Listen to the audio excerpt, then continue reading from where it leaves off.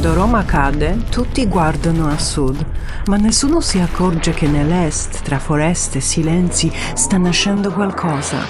Non ancora una nazione, ma un popolo, invisibile agli imperi e destinato a durare. Alcuni studiosi sostengono che i polacchi abbiano sempre abitato questa terra, una presenza continua radicata nei millenni. Ma le lingue slave raccontano un'altra storia. Sebbene parlate su un territorio vastissimo, da Praga a Vladivostok, le lingue slave rimangono sorprendentemente simili. E questa coesione linguistica fa pensare a un'origine comune, forse anche recente, un gruppo compatto che si è diffuso rapidamente, anche troppo rapidamente secondo alcuni linguisti, per essere il frutto di un'espansione graduale da un piccolo nucleo originario. Quindi anche la cosiddetta teoria delle migrazioni mostra crepe. Questo è strano. Per comprendere davvero cosa accade, bisogna guardare oltre le lingue. Occorre osservare il contesto storico più ampio. Bisogna guardare l'Europa proprio nel momento in cui Roma smetteva di essere il centro del mondo. Con la caduta dell'impero romano e la sconfitta degli Unni, l'Europa centrale si ritrovò spopolata e destabilizzata. Le tribù germaniche migrarono verso sud e ovest, le rotte commerciali collassarono, campi coltivati da secoli furono abbandonati, le foreste tornano a inghiottire la terra.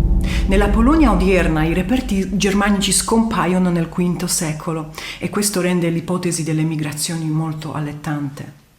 Ma da Oriente silenziosamente, gradualmente arrivano i slavi e la loro non fu un'invasione ma piuttosto un'infiltrazione. Arrivavano, si stabilivano, coltivavano, si fondevano con le popolazioni locali e diffondevano la loro cultura non attraverso conquista.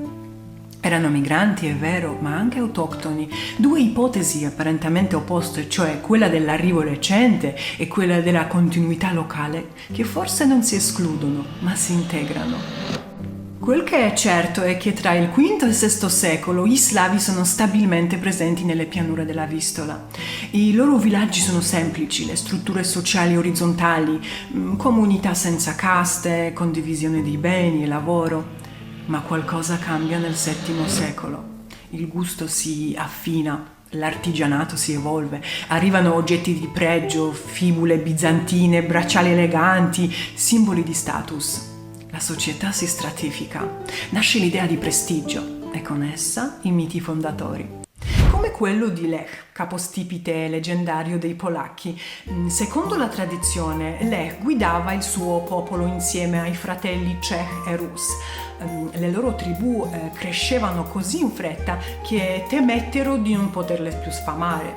Così partirono, ognuno alla ricerca di nuove terre. Rus scelse le pianure orientali, mentre Lech, capostipite dei polacchi, si spinse a nord-ovest, finché un giorno vide un'aquila bianca posarsi su un albero mentre il sole tramontava, un segno. In quel luogo fondò Gniezno, da Gniazdo, nido in slavo. La sua terra fu chiamata Lechia e il simbolo dell'aquila bianca su sfondo rosso nacque con lui. Forse è solo un mito, ma come ogni mito fondatore non parla solo di eventi, ma di significati condivisi. Ci dice che l'identità nasce dalla visione comune, non solo dal sangue.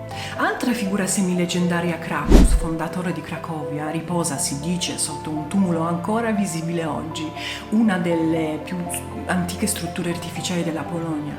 Un monumento che sopravvive al tempo, come testimone di riti, speranze, paure. Nel IX secolo abbiamo due potenti tribù che condividono il potere nella regione, i Wiślani attorno a Cracovia e i Polani più a nord nella fertile pianura di Gniezno. I Polani vincono e da loro nascerà la Polonia. Nel 966 con il battesimo la Polonia entra nella storia scritta, ma non è che lì comincia la sua storia. La sua origine più antica, nata tra leggende, alberi, tra migrazioni silenziose e mani callose degli artigiani senza nome, tra urne in ceramica e tumuli dimenticati, e in un'aquila bianca che ancora oggi vola alta. La Polonia non fu fondata, la Polonia emerse.